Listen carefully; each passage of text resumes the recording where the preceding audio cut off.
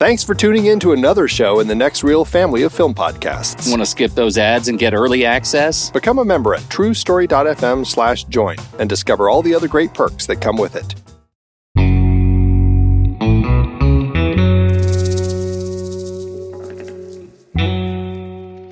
I'm Pete Wright. And I'm Andy Nelson. Welcome to The Next Reel. When the movie ends, our conversation begins. Shattered glass is over. There does appear to be a state in the Union named Nevada.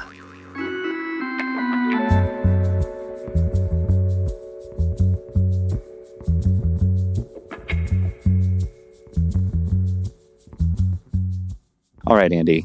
We have been digging into movies about people who find themselves stuck in their own fraudulence. This is only the second one. Can you forgive me? We did last week. Melissa McCarthy played Lee Israel making up letters. Today, it's Stephen Glass. And we're talking about Shattered Glass. He made up a whole lot of stuff when he was a reporter in the rarefied air of the New Republic. And I think I've been wanting to talk to you about this movie for a long time. It's really a disgusting experience for me. And I want you to go into that a little bit because obviously your background was journalism, and I know you taught for a while, and this was a film that you taught with. And so I'm just curious, like, what is it about this film that, I mean, if it's such a disgusting experience, especially, like, what draws you in to revisit this story? Well, there are some interesting things. So first, just talking about the story itself, right? Stephen Glass, this whole thing broke while I was still in the newsroom. And it's so personal when you're in there and you're watching this human being unravel. And the first story that comes out and says, this guy has betrayed the trust of the field of journalism. More than just the trust of the New Republic and the trust of the people who were reading it, but the trust of the other people who are trying to do the job well and to do the job right. To be so broken and to be in such the wrong place is a personal affront. I remember it being a deeply personal affront. On the practical level, it actually showcased a number of giant holes in the process of collecting information for a piece that I think demonstrated how fundamentally broken many print reporting outfits were at the time, and shone a light on what it might take if we were to commit to fixing it. And to what degree that has been successful, I think the market for fake news and mistrust in the journalistic enterprise is an indicator of how well that worked. I think you can go back to this period, and it wasn't just Stephen Glass. There were others who ended up mired in their own fraudulence because of their desire to present a great story that broke trust in the industry. And I think we could go back to this point. This is not a journalism podcast, but we could go back to this point and sort of chart the journey to today where we've lost trust. Many people don't know why.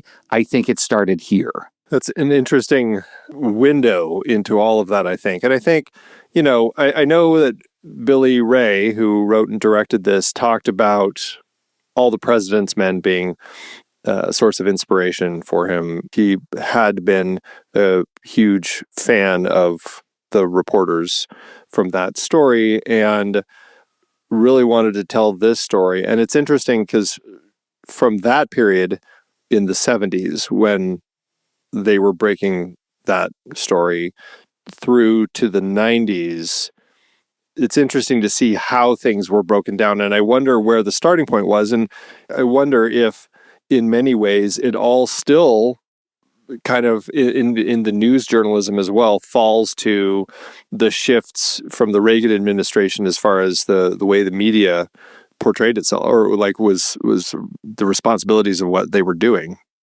Yeah.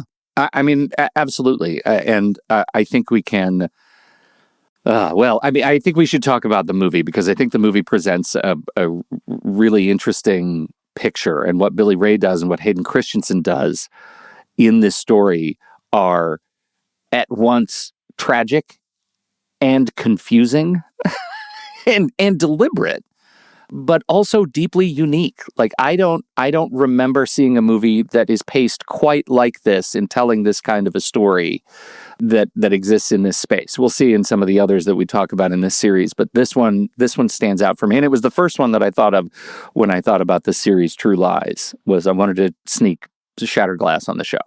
Yeah. You had never seen it, right? Is that true? Oh, I had seen it. Yeah. Oh, you had seen it. Okay. Yeah. Yeah. I saw it around the time it came out. In fact, I talked to Hayden Christensen at an after party about it. So this was, I introduced an opportunity not only for you to correct me, but to flex madly. Yes. In fact, that's true. Do tell. No, that was about it. That was about it. It was. Did you call him Hey Chris? Hey Chris. I've always wanted to do that. No, I did not. But yeah, it was. I've had better moments talking to people, and that probably wasn't one of them. You mean you didn't swap numbers? No. It's fair to say I don't think he was interested. But anyway, but I enjoyed his performance I enjoy his performance in the film, but I also have issues with his performance in the film. Yes. Peter Sarsgaard, who plays Chuck Lane, the editor at the time. Well, at the time that he ends up getting caught, Peter Sarsgaard is fantastic in the film, like throughout. And I think Hayden Christensen works often. But I have a question for you about that, because a few questions as it relates to kind of the protagonist of the film, but also the construction of the story. Because unlike our film that we discussed last week, Can You Ever Forgive Me?, this film does not give us an entry into Stephen Glass's life before he's doing any of this. By the time we meet him, he's been doing this for a while already.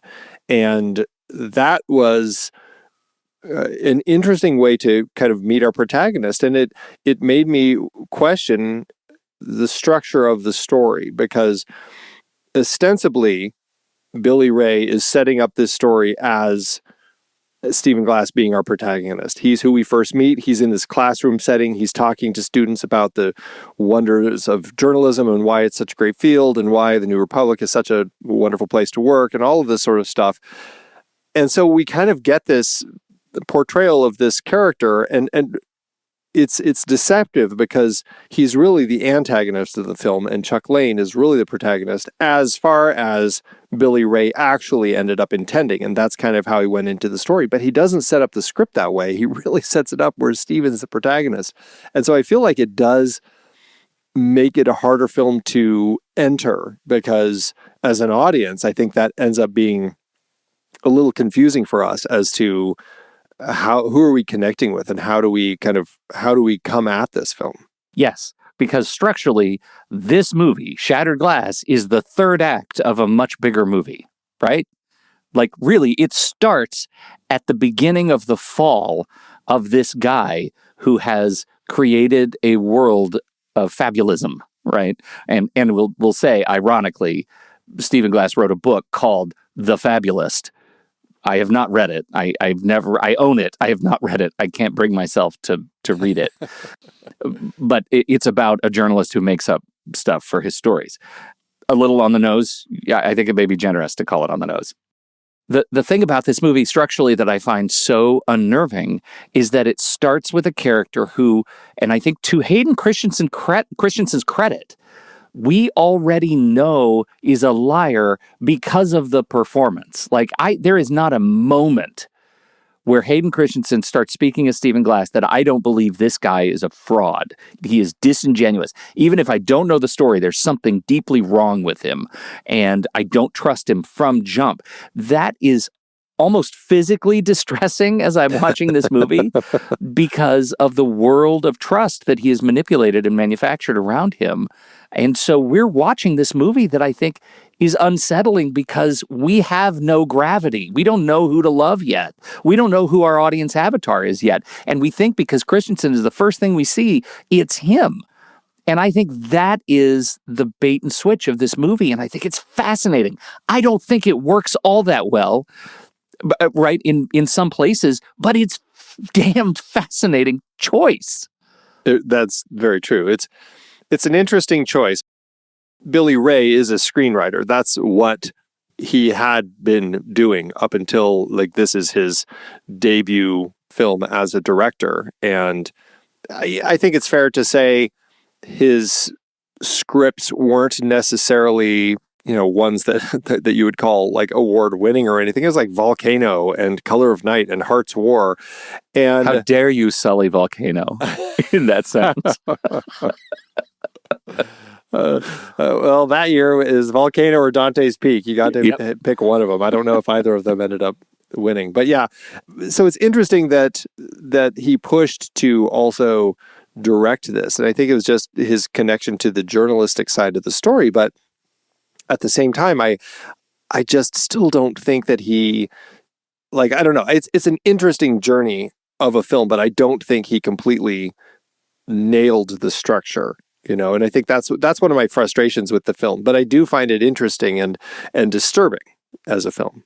Because the mechanics of what's going on, and I think when we talk about I think what the film does well is highlight the mechanics of what is broken in the field by way of examining the process of building a story. And we have a bit of a montage, a fact-checking montage, where he's in this classroom and he's telling the story ostensibly to the class that he, a high school class that he used to sit in, right there, where that pretty girl sits. I was right there.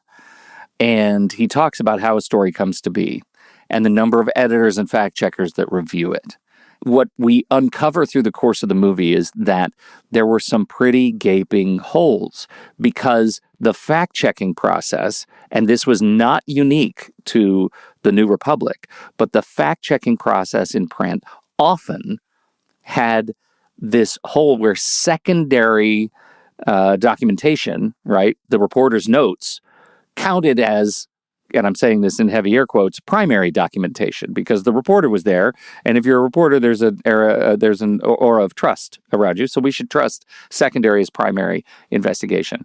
That is broken because we discover that there's somebody who is, as the movie says, overtly trying to defraud the organization by printing lies. And we never expected that. We never expected the trust in the journalist himself to be so fundamentally broken. As a result, I'll say, outside the movie, I think fact-checking has changed. And now we have a demand for primary access to sources in the fact-checking process. You've got to be able to see them, talk to them, hear them, get them on some sort of video. So we have much more trust in that process. We did not have that here, especially because ideologically, the New Republic wanted to be a certain kind of publication. And that drive to be that publication prevented it from putting some of these things in place. Yeah, because they didn't have pictures and stuff. No pictures. Yeah, and that was even the secretary has that line. I always said we should have if we just had the picture of each person, then we wouldn't run into this, which I thought was a little kind of a dig at that perhaps way that they viewed their magazine.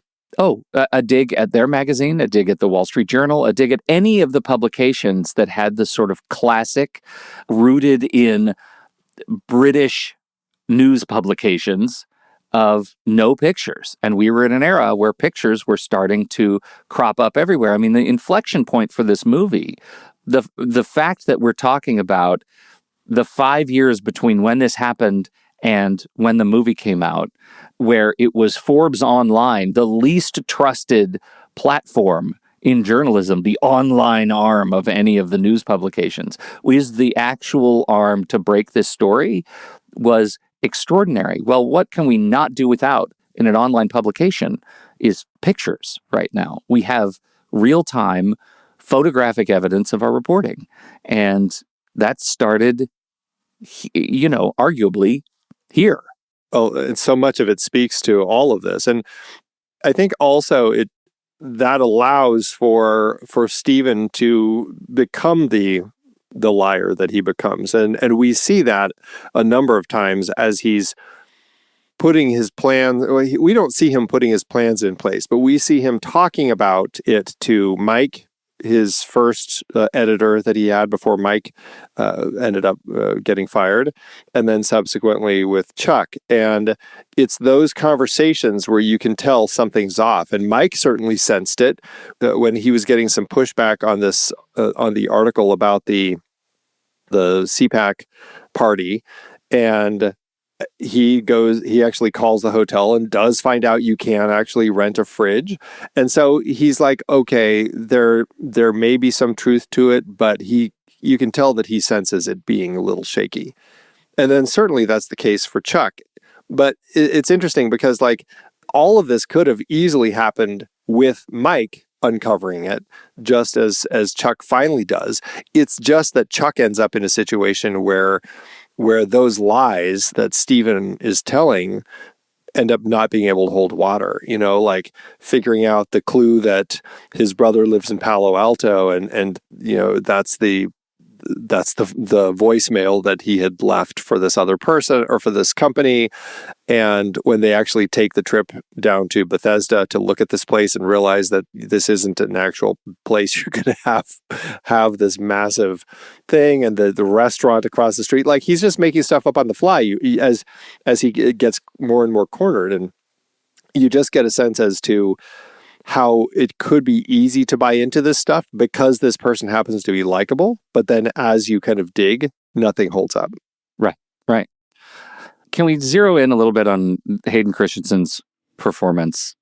You said you had some problems with it. I have some problems with it. I'm curious if you can outline what challenges you had with it specifically.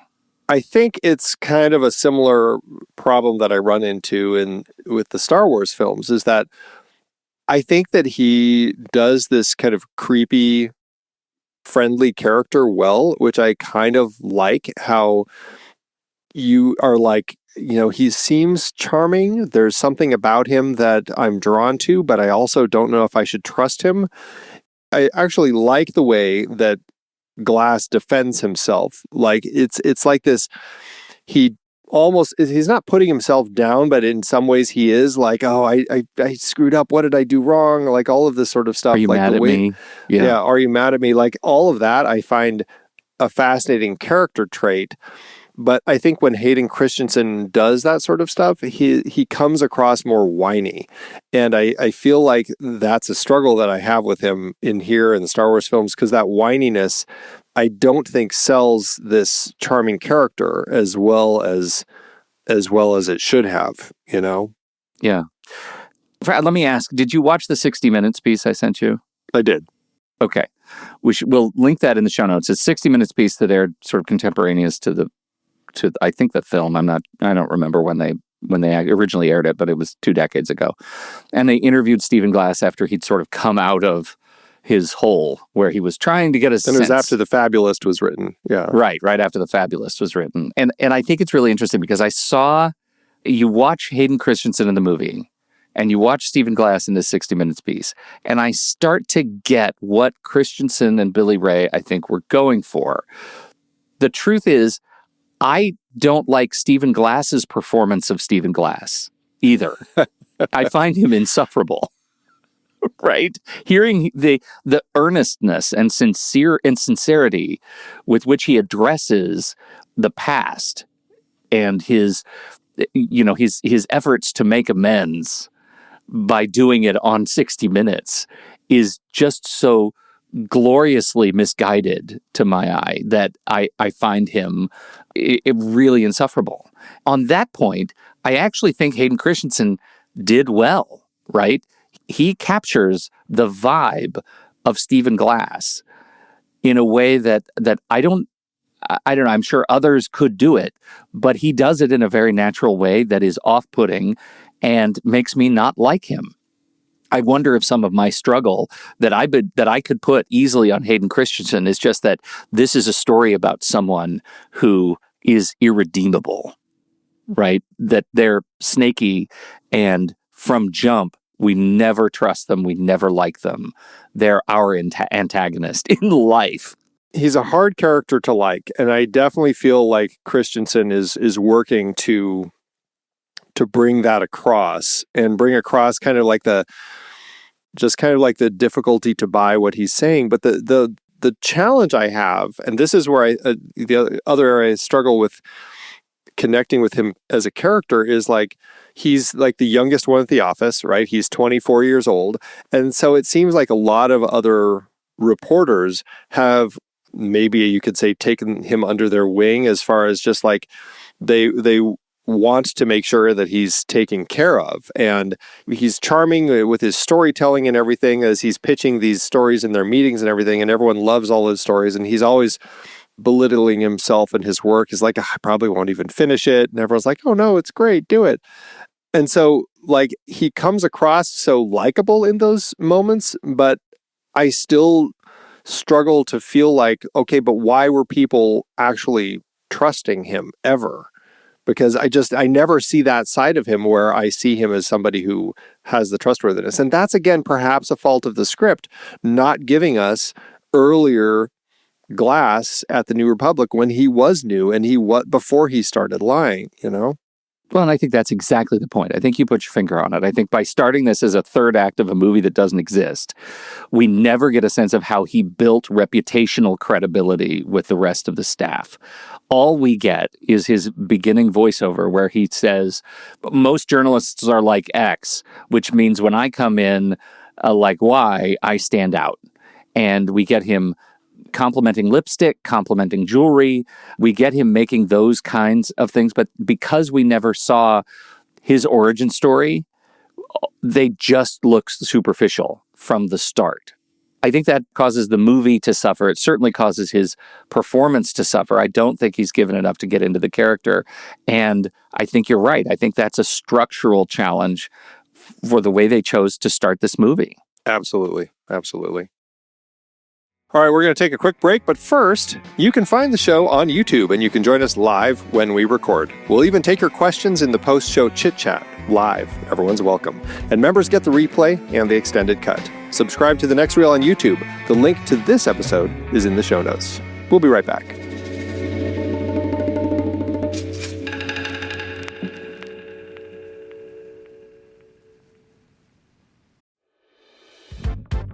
Hey everyone, Pete here, along with my partner in crime here at True Story FM, Andy. That's right. And as we kick off the new year, we wanted to talk to you about a resolution that can make a real difference, supporting the shows you love that are part of the Next Reel family of film podcasts. Whether you're a regular listener of The Next Reel, CinemaScope, The Film Board, Movies We Like, or Sitting in the Dark, you're a part of a vibrant community of film lovers who appreciate thoughtful, engaging discussions about cinema. And we are incredibly grateful for your support. Every listen, every share, every comment, it means the world to us.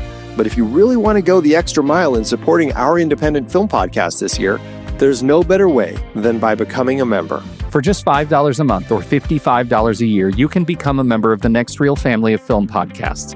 Not only will you get some awesome perks like early ad-free access to episodes as well as exclusive bonus content, but you'll also be directly supporting the shows you love.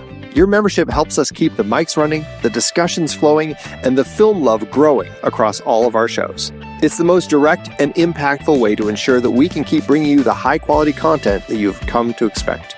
Now, we know that not everyone can become a member, and that's okay. We appreciate all the ways our listeners support us. But if one of your resolutions this year is to support the content that you love, and you can spare a few bucks a month, your membership makes a real difference to us. You'll be joining an incredible community of passionate film lovers. Our members are the heart and soul of what we do, and we are honored to have them on board. So if you believe in the mission of independent film podcasting and you value the discussions and insights you hear on our shows, consider making a resolution to become a member this year. Head to truestory.fm/join and sign up today. That's truestory.fm/join. Because at the end of the day, it's all about celebrating our shared love of cinema and doing it together as a community on The Next Reel. The Next Reel family of film podcasts. truestory.fm/join. Let's make 2026 a year of great film conversations together. Any standout scenes for you that really demonstrate where the story started breaking down in a glorified experience of Schadenfreude? What was the most fun? Once we already know that Lane is stacking the deck against Glass, I mean, did you start having any fun at all at watching the threads unravel? Well, I mean, yeah, and I think that's largely because, I mean, Sarsgaard is just such a compelling actor to watch in this film.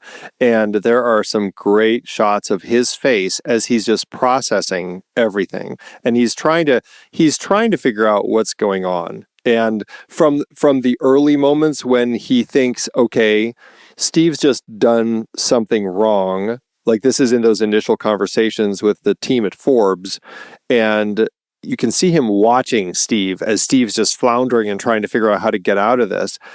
And then when he calls back the editor at Forbes and is just like, look, can we just talk off the record? Can we just like talk editor to editor, like human to human, really? Like the way that he walks through that, I just think is really important for him as a character, because we're seeing his growth in understanding all this. Because at this point, he pitches to the guy, look, this is just a young kid. He's trying to impress us and he just went too far. Please just be easy on him in your story. He hasn't like hit that point yet. And I think that's such an interesting scene to look at for his evolution.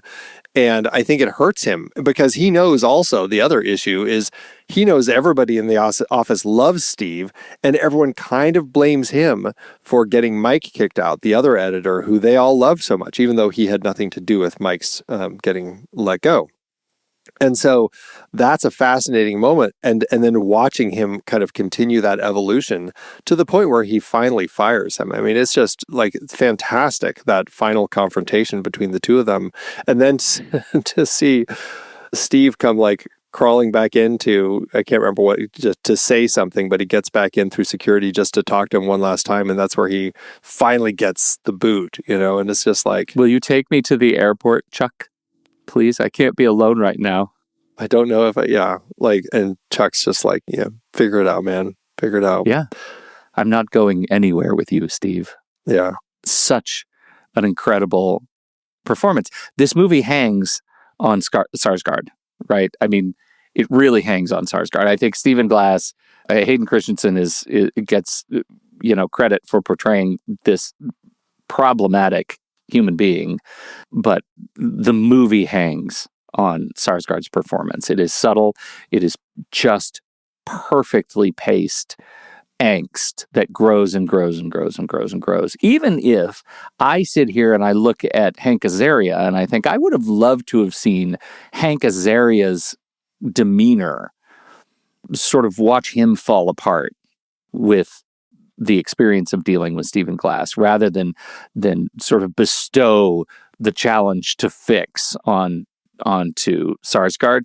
I think this is one of the most natural performances I've ever seen of Hank Azaria. He's always such a character, and in this movie, he's very much a human being. And it was neat to see him. I wish he'd had more in the movie, knowing, of course, his true story. In this part of he was already gone.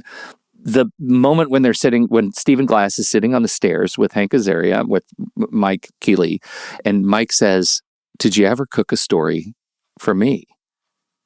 And there's just silence. There's just silence. Stephen doesn't answer. This actually becomes something that is a bit of a visual callback later in the film when he's actually in deposition with the attorney, and they're saying, "Look, you don't have to say anything. I'm going to list your stories. If you tell me that this was a real story or something about this was real, I'll put it in this pile over here, and we'll go back and continue to fact check it. If you are silent, we will take that as confirmation that this was made up either in whole cloth or at least in part." He just starts listing stories, and we just get this close up on Hayden Christensen and that face.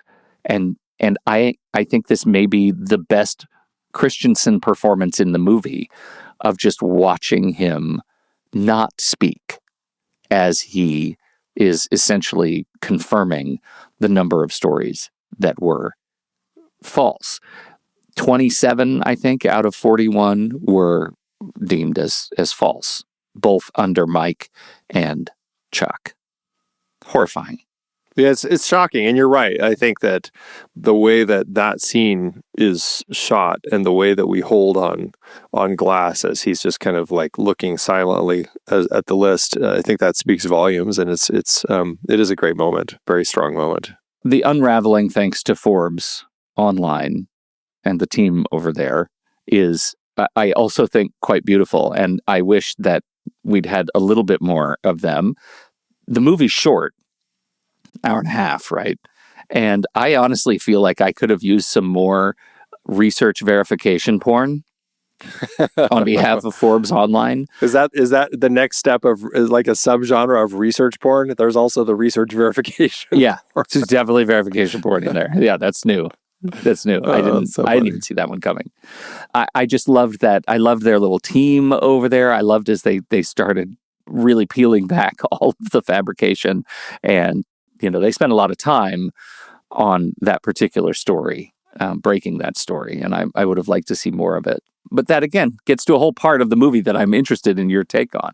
Well, yeah, I think it's a great part of the movie, and I think it's fun to watch the cast that we have over there. I always enjoy Steve Zahn. He's just so much fun to watch, and it's fun to have Rosario Dawson in there. But that was one of my questions that I had for you, because in the sequence there, we have a moment as they are digging, and it's Steve Zahn's story, but other people are helping him do some of the research and digging and fact checking and all of this. And then we have Andy, Rosario Dawson's character, start pushing him to get a shared byline with him because she's helping so much in the work. Does that feel like an essential part of our story here that we're exploring with Stephen Glass? Or did that feel like a manufactured part of our story to get someone like Rosario Dawson to sign on to play a part? I bought it. I bought it because, I mean, in the world of reporting at these kinds of publications, it's not a solo endeavor, right? Obviously, and we hear that in the montage. There are dozens and dozens of people and hands and passes through an individual story, and not all of those people get credit for the byline, right? It's only the reporter. And if there is true Woodward and Bernstein style collaboration, the nature of that sort of collaboration is documented in the byline. In this case, Zahn is the lead journalist on the story and feels strongly about that. And this is the world of online publication, and they're trying to figure out, how does journalism fit into online publication? She's looking for a leg up. She's looking to get her name in print. And where Zahn draws the line, I think is important. Not giving her credit is important. It calls back to what's going on at the New Republic, where we have several moments in the New Republic offices where the reporters are helping each other, right? They're doing research, they're writing, co-writing, they're doing all kinds of things together, but there's only one byline. And had there been a shared byline on the New Republic stories that Stephen Glass wrote, we would have more opportunity to see where the problems were systemic that led to this fraudulence. And I think what Forbes is demonstrating, what Zahn is demonstrating, is there may be problems here too. This is not just about the New Republic and one guy. This is about an entire industry that is holding itself responsible to self-check and not even taking advantage of the rudimentary opportunities for responsibility that come in the form of shared credit that says we did this together. We share the responsibility of its truth. Interesting. Well, that does paint a way to look at it, which I think is interesting, because before I was just like, I don't know really what the point of that was, other than, it's interesting. They're padding for time. I don't know, but it is an interesting glimpse into the world of journalism and how these stories get created, and why sometimes there's import in having a single byline or a single person byline, you know? Yeah. Yeah.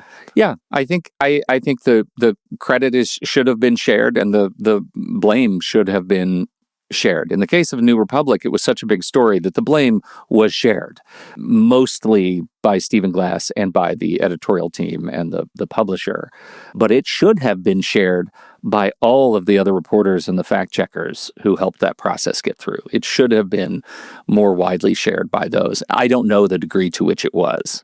Well, it's interesting because, I coincidentally just revisited Spotlight this weekend. I saw that review come through. And that was an element of the story there because Robbie, Michael Keaton's character, is just like, we had this information. We should have done something decades ago. And so he's kind of beating himself up. But their new head of the paper, Liev Schreiber's character, is like, sometimes it's easy to forget that we spend most of our time stumbling around the dark. Suddenly a light gets turned on and there's a fair share of blame to go around. I can't speak to what happened before I arrived, but all of you have done some very good reporting here, reporting that I believe is going to have an immediate and considerable impact on our readers. For me, this kind of story is why we do this. And I think like that first part of the quote you can connect here because it's like, I don't think people had a sense, right? And it's only now that the lights have been turned on that, there's a fair share of blame to go around, but now they're actively working to fix it. And I think, I don't know, is that good enough? Yeah, I mean, we can. I think there are there are massive challenges that they had to overcome. We'll say in the case of the New Republic, and we can only really judge the publication and its leadership and the journalists who work there on the small steps that they take every day to ensure that it doesn't happen again. We cannot continue to litigate the same thing over and over and over again once we have accepted that this is a challenge and we're going to work to fix it, because that doesn't serve anybody to keep thinking about, remember that time 25 years ago that Stephen Glass broke the New Republic. That's not any good. The New Republic was founded in 1914, right? And guess what? They have an award-winning photojournalism department now. So, let's sort of move that forward. I think the same thing stands for your comment about Spotlight, right? We're working on it now. These are the steps we're taking now to move this forward. And in the case of Shattered Glass, we're looking at a story that was an inflection point, one of many, in the field of journalism, and allowed us to move forward. And we should look at it just as that moment in history and see what came next, rather than continuing to blame ourselves for the problems of the past. I'm squarely on board the quote, I guess. Yeah. Do you think that the movie should have made it seem like this was a bigger problem as opposed to just like a single moment with a bad apple? Like, to your point, it sounds like this was much bigger, but I mean, it doesn't seem that way according to the film. Like, I don't think I necessarily would have known that had you not been talking about it. That's an interesting read. I think, and maybe that's a background issue. I mean, the New Republic releases 10 issues a year, right? The weight of reputation on each individual issue of that magazine, particularly at the time, was extraordinary. So that moment when he walks in to the wall of magazines and starts pulling them off their pride wall was, to me, the expression of how big a deal this was. This affected every issue over many years that this magazine had published. To your point, at no point do we get that statement from the film. All we get from the film is, not many publications can boast that they're the in-flight magazine of Air Force One. If I had to hear that damn thing one more time, the magazine stood for much more than just being read by presidents, right? The magazine stood for something, stands for something, and that impact was, I read it as palpable But I hear you. Like your point stands. I don't think having not known that, I don't know that you would get that same read that I did. I do think that would have been a first act question to answer in the first act of the movie we never saw. Yeah.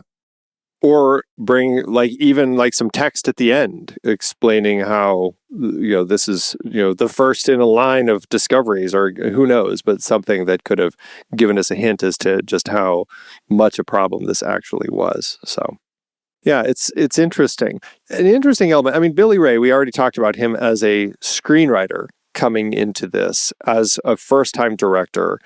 It ended up being a low budget project at Lionsgate. It initially was set up to be an HBO movie because I think he had already written an HBO movie that was well received. And so they brought him on they bought the rights to this article, and he was going to write and direct this. It fell away from HBO. HBO had new management, and Tom Cruise and Paula Wagner's company bought the rights and made a deal with Lionsgate to get it made. And Billy Ray at that time pushed to direct this also. Are we seeing much in here that speaks to a person who has a handle on cinematic storytelling, or does it feel like, okay, it kind of feels like a TV movie? Man, my gut response was, oh, TV movie. That's, yeah. I don't think I would have characterized the question that way, but I do think you get it.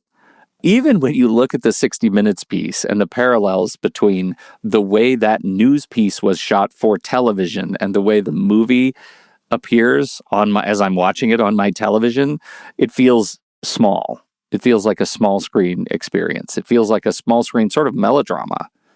So is it a big movie story? If I told you, Andy, this was shot for IMAX and D-Box, you'd probably be surprised. I would be. Well, here's a note though. Billy Ray did think far enough in advance to plan how he shot the film. The first half of the film, he used handheld cameras in the scenes that took place in the offices of the New Republic. But when the Forbes editors begin questioning him and his work, the camera work becomes more stable throughout. Is that something that you noticed at all? Like, did it stand out? No, I didn't notice that. Did you? I didn't notice it. I'd be interested. That's one of those rewatch points. I'd be interested to watch this again, short movie, and see when it becomes procedural, right? When it becomes locked down, as if we're now litigating. This is now a case, and we're using the representation of camera as a way to demonstrate that, this is a case. Yeah. It would be interesting, you're right, to revisit it and really pay attention to that specifically, because it's not noticeable on first watch. And I just wonder if it's effective because it's subtle and it's just something that you kind of are subconsciously tapping into, or if it's just something that's there, but you still aren't really noticing, Well, it's got to be pretty well disguised too, because it's after that point that they do leave the building, right? Lang takes him and makes him drive out to Bethesda, to where the conference took place that doesn't exist, and they end up in this lobby. The camera is definitely moving, right, as they're going up an escalator, as they're walking down the street, right? It's hard to, I guess there are two different things. Is it handheld versus is it on rails, right? I think that merits a rewatch. Yeah, so certainly for anyone who's going to rewatch it after this conversation, pay attention to that and see if it's something that you're getting much out of. Yeah, it's interesting. I didn't think about doing this, but just in the scope of the conversation about the journalists, I'd put together a little list of the other journalists, of other big stories of journalistic malfeasance. So this one was in the late 90s. Jason Blair, New York Times, in 2003. So that story comes out as this movie comes out, which I think amplified the impact of Jason Blair at the New York Times and the fabrication over more stories than Stephen Glass, right? 36 stories Jason Blair had fabricated. But we go back in time, Janet Cook in 1981 for the Washington Post won a Pulitzer Prize for a story about an 8-year-old kid named Jimmy who was a heroin addict. Jimmy did not exist. She returned the Pulitzer Prize. Jack Kelly, this was in 2004. He resigned in 2004. And he did the same thing that Stephen Glass did. He made up voicemail boxes and email boxes and things, and he made up stories and events specifically about Kosovo and the 9/11 attacks that really hung him. He worked for USA Today. Jonah Lehrer, New York Times, or the New Yorker and Wired magazine, fabricated quotes by Bob Dylan. Wow. Why would you do that? Man. That was 2012. Klaus Reloidis for Der Spiegel, an award-winning German journalist. You don't expect this from the German journalists. He was exposed in 2018 for fabricating stories on a massive scale with invented people and scenes and quotes. Mike Barnacle, Boston Globe, back in 1998. So this was happening at the same time as the Stephen Glass thing was coming out. Sabrina Erdely, Rolling Stone in 2014, wrote A Rape on Campus, which was found to have major unverified fabrications regarding a gang rape at University of Virginia fraternity, resulting in a massive reputation hit for Rolling Stone. I remember that story spread like wildfire.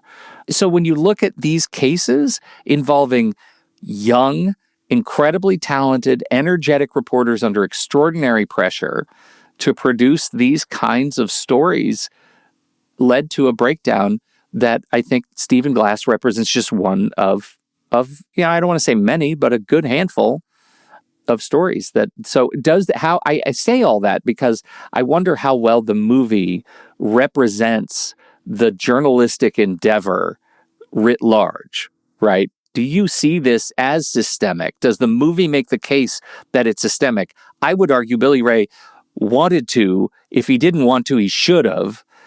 And does the movie give that to you as a viewer? That's kind of what I was asking earlier, is like, I feel like there's nothing in here that speaks like this is a problem that is continuing outside of this single instance of this person, like this bad apple. Like, we're just not getting a sense that this is something that's happened elsewhere. And I think it could have used some of that like there's a sense that this is a bigger problem and something that people need to more of a commitment to that. Yeah, is something that people need to be paying attention to. So, yeah.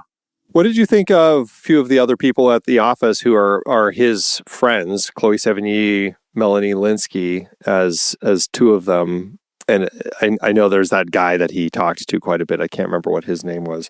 But how did they play? Did you buy into their connections to him as this young writer who just needed their emotional support? But all the other conversations that they had too. Yeah. Like, you get this, one of them, they were both enablers, right? In the subcategory underneath enabler, one of them was deeply enmeshed in Stephen Glass, but also probably a better writer, and she was the one that he was going to more for assistance in rewrites and making the stories better.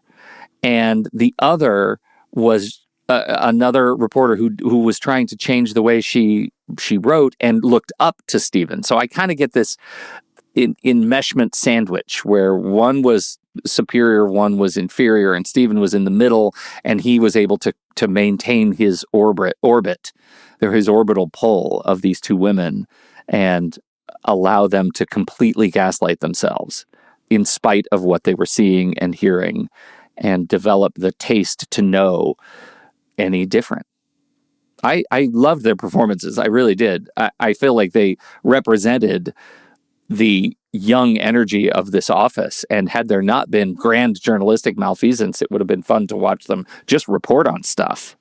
Well, it's an interesting vibe that we have here, and I thought that was interesting because there are some interesting conversations with them, like with Chloe Sevigny. He always, like, those conversations fall largely to the fact that he's also trying to go to law school, and he's created all these lies about his law school, his needs from his family, etc.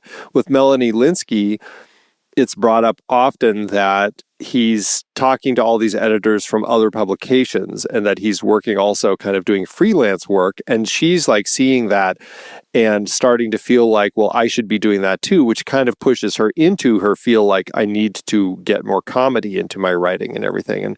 And then the other guy, and I can't remember which actor it was, but the actor who, or the character who, like, he does a review of his writing and really kind of tears it apart. And so it's interesting, especially as, I mean, he's purportedly the youngest person at the office at 24 years old, with an office where the average age is 26, I believe. So they're all young, right? They're all in their mid 20s.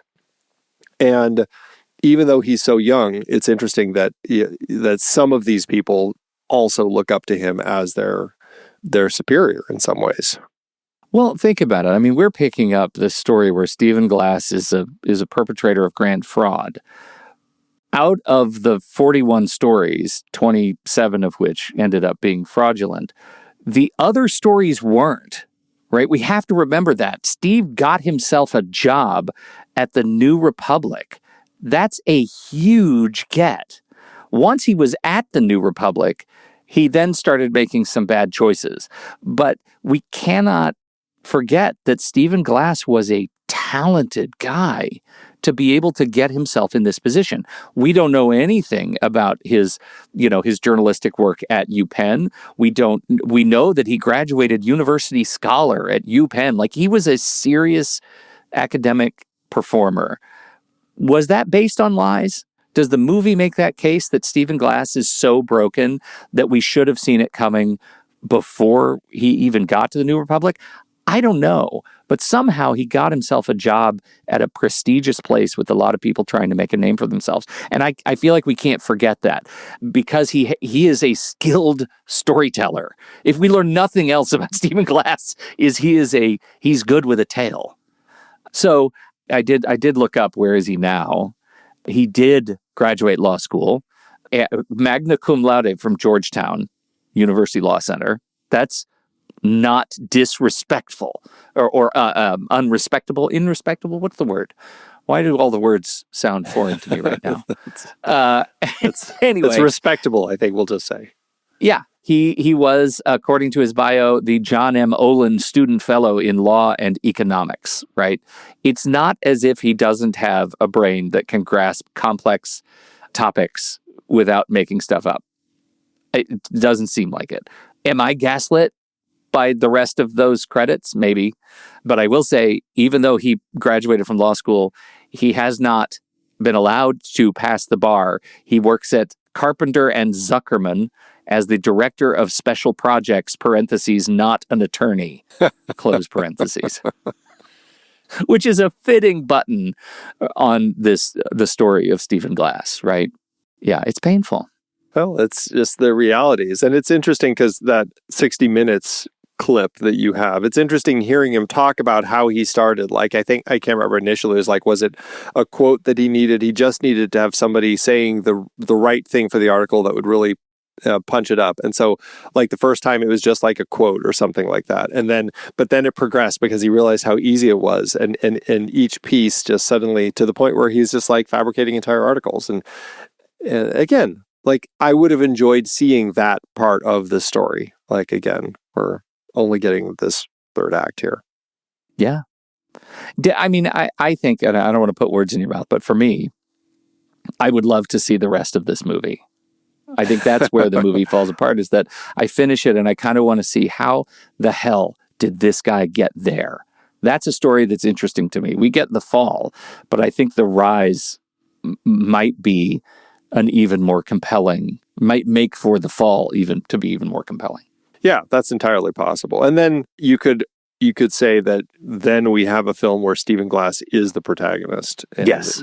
Is that a cautionary tale that we want to sit through? I guess that's the question. And I think that was Billy Ray's struggle, because he found Glass to be a very difficult character to have as a protagonist, which is why he kind of leaned on Chuck so much. But then again, that's why I feel the structure of the script isn't quite right. Look at the parallels that we have between Shattered Glass and Can You Forgive Me, right? We have more of the story of Lee Israel, but they're kind of in conversation with one another, incredibly talented people in their own right who were desperate for that attention, story, economic support, whatever it was. In the case of Stephen Glass, he was already making really good money. So he didn't need economic support like Lee Israel did, but their drive for that sort of attention, their drive for people loving them was enough to make them both do something in the first place and keep doing it because that spotlight was so warm in spite of, arguably their better instincts. I don't know. Maybe that's too gracious a way to look at Stephen Glass, but Well, it's definitely a way to kind of try to understand the mindset a little bit. yeah. And the guy, this was, again, 30 years ago. All right. There's a lot of water under that bridge. And I don't want it to seem like, I would never shake hands with Stephen Glass. Clearly, the guy has made changes in his life and built reputations and relationships and credibility in this new field. And good for him for doing that. I hope his special projects are enormously successful. Also, this is a fascinating story. Yeah, very much is. Those two things can both be true. Yeah. All right. Well, it's about time for the back half, but first, let's take a quick break.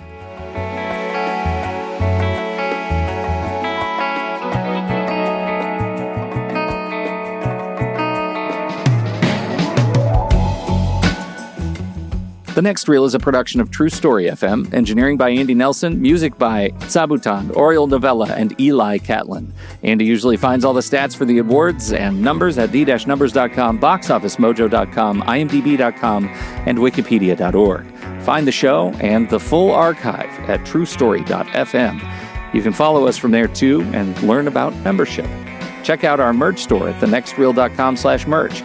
And if your app allows ratings and reviews, please consider doing that for our show.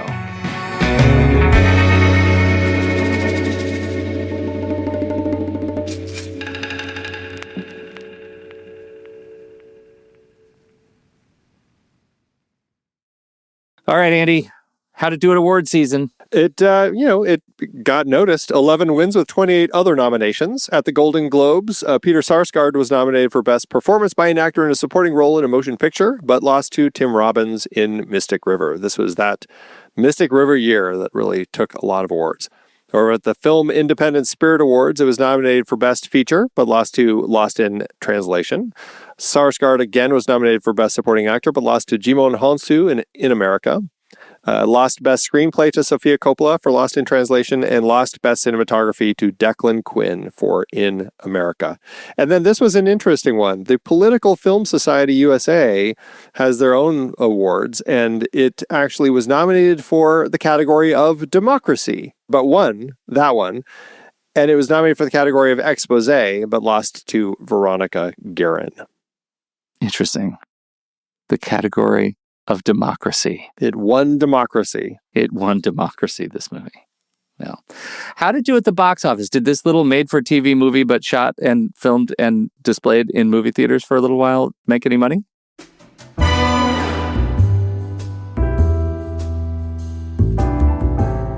Well, for his film, Billy Ray had a budget of $6 million, which is $10.3 million in today's dollars. The movie opened limited October 31st, 2003, opposite The Matrix Revolutions and The Human Stain, but never really caught on. In the end, the movie went on to earn $2.2 million domestically and $1.2 million internationally for a total gross of $5.9 million in today's dollars. That means the film ended up with an adjusted loss per finished minute of $46,000. Not great for Ray's first outing in the director's chair, which is probably why we didn't see him direct again for 4 years. Are you sad about that when you hear that number? Is that sad? That 4 years that it took him to direct again? No, that it didn't make back its nut. It's an interesting film. I don't necessarily think it's a great film. I think that the story is fine, so it doesn't disappoint me. It doesn't surprise me. Yeah, it doesn't surprise me either. It's an interesting artifact of the era for me. And, as I said, I respect the film enormously. I respect what it's trying to do and some of the risks it takes and the choices it made. It captures successfully my own physical ick watching it, right? Of knowing that the stories are too good to be true and watching people decide to fall in love with them anyway. That's a rough thing to watch. And this movie is kind of relentless with that sort of social angst because, again, we don't get a first or second act, but it's trying some different things in the spirit of this kind of movie. And I'm glad we watched it. Yeah, I mean, it's definitely a film with a tough central character, which is, I think Hayden Christensen sometimes makes it work for me and then sometimes doesn't. And then, if anything, I think what I really take away from this is I have now a lot more questions about how the field of the journalism changed after this, if at all, and where it has gone from there through to today. Yeah.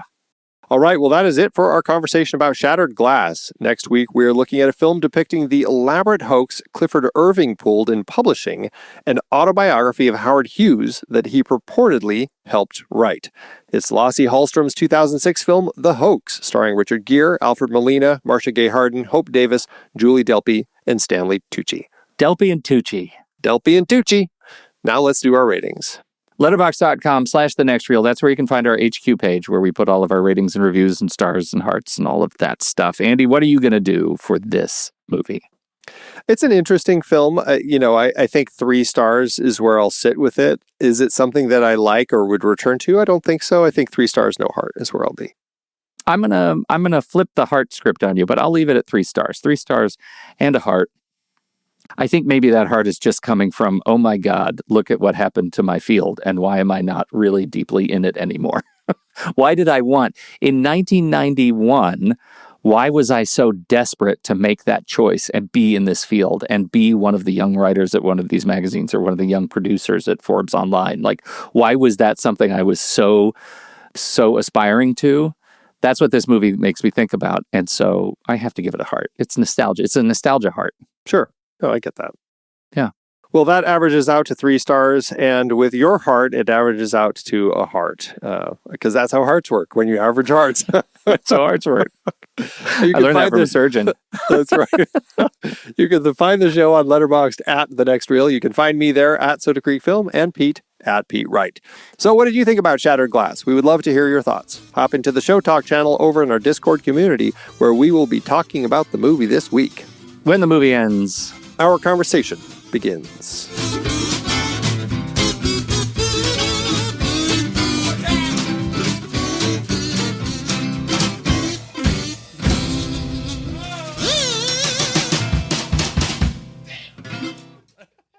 Letterboxd giveth Andrew, as Letterboxd always doeth. Okay, what do you got? In the love of Hayden Christensen, what do you got? I got a 4.5 and a heart by Morgan, who said, "It's over, Anakin. I have the moral high ground." Okay, that's so good. I did not see that one in the list. Damn, I should have gone first. Yours is better. Oh, that's so good. All right. Well, I got a 3.5 from Jess, who begins with a quote. "Did I do something wrong? Are you mad at me?" Hayden smiles. Hayden gyrates. Hayden eats. Hayden lies. A lot.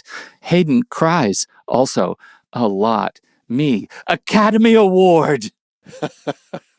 As you said, there are a lot of people who find this movie awesome because of sexy Hayden Christensen. Yes, lots of them. I feel like we are not that audience. It's a whole group of people who grew up watching him in the Star Wars movies when they were young and are just absolutely in love with him. So, do you know what? This one just caught my eye, and it's a note off of yours. Vader, no, I am your father. Luke, no, that's not true. That's impossible. Vader, it's in my notes. Okay, that's it. Thanks, Letterboxd.